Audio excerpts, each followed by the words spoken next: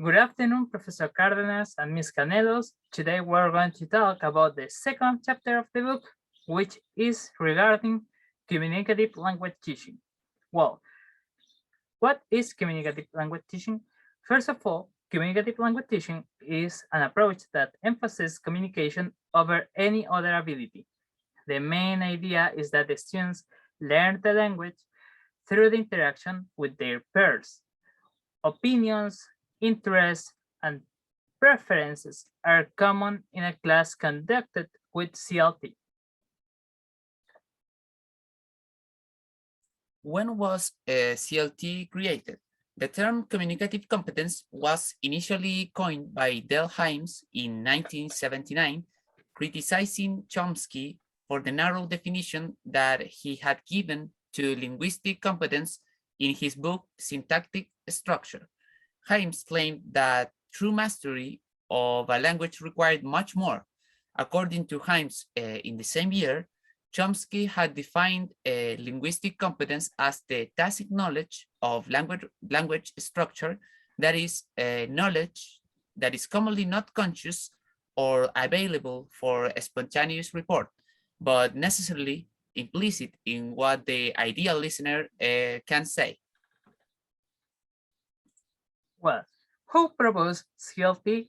Well, the idea of communicative competence was proposed by Hymes. According to him, the language has a key function in society. Through the act of speaking, we as humans can understand and produce certain utterances to develop ourselves in society in different settings. This use of the language was defined as communicative competence. What elements does the CLT has? Well, CLT is mainly composed by four competence. These are linguistic or grammatical competence with its main contents that are syntax, morphology, lexicon, phonology, and orthography. The discourse competence with cohesion, coherence, gender, generic structures, and conversational structures. The strategic competence with knowledge of language functions, which are interpersonal, information, opinions, or feelings. And social cultural competence with its main contents, social cultural context factors, stylistic appropriateness, cultural factors, and nonverbal communicative factors. Well, can be CLT related to other frameworks? Due to the development of CLT, some governments decided to develop their own frameworks that are related to this methodology. Well, the first one is the American Council of the Teaching of Foreign Language Standards, which is composed by five main components: communication, culture, connection, comparison, and community. This is also known as the 5 Cs. Well as CLT, this methodology is also focused on the use of the language. Well, the second framework is the Common European Framework of Reference for Language. This is a task-based method designed for at least 20 languages. And finally, the Canadian Language Benchmark, which is based on the use and the proficiency of the language. Well, now regarding other curricular program types compatible with CLT, several other developments in language education that have had an impact on CLT are dealt with in more depth by other authors. For example, content-based language teaching, one curricular trend favors attention to the content learning, together with language learning, known as content-based language. This type of curriculum is usually found at the intermediate to advanced levels of study and appears to be gaining in popularity worldwide. The academic and professional purposes language teaching closely related to content-based instruction is an increasing focus on learning to communicate more effectively in another language, mainly for academic or professional purposes.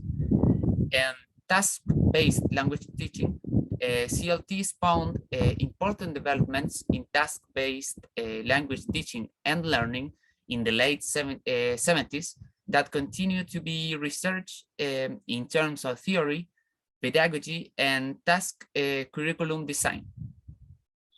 Challenges of CLT. CLT in theory versus practice.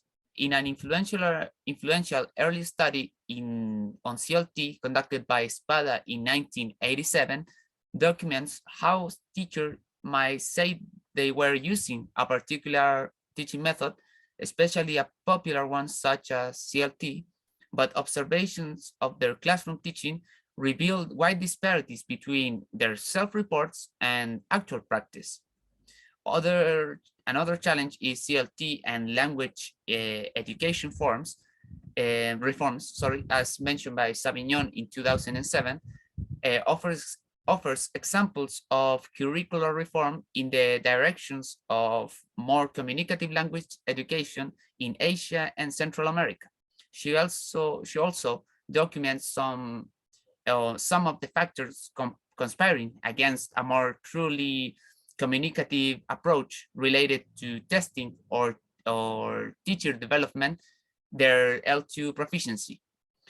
Another important challenge is CLT and English as lingua franca, teaching in contexts where English is a lingua franca, a widely used language among speakers of mutually unintelligible languages, for example, Portuguese and Spanish, also raises interesting challenges for CLT in terms of the desired accuracy fluency balance that CLT now embraces. And finally, classroom management and social organization. Finally, while CLT can be a very promising way of helping students learn how to use the language, the social organization of activities must also be carefully considered and monitored because it ensures the effectiveness of learning. Okay. Technologies and CLT. Well, since CLT does not only involve face-to-face communication, teachers can use other ways to teach using a variety of media. According to the book, communication can take place in any setting. As a result, the use of ICTs can be convenient for teaching. For example, the use of online platforms, websites, online classes, online games, etc., can be useful for learners to learn and practice the target language. Well, that was our presentation. I hope you like it. Thank you very much. Goodbye.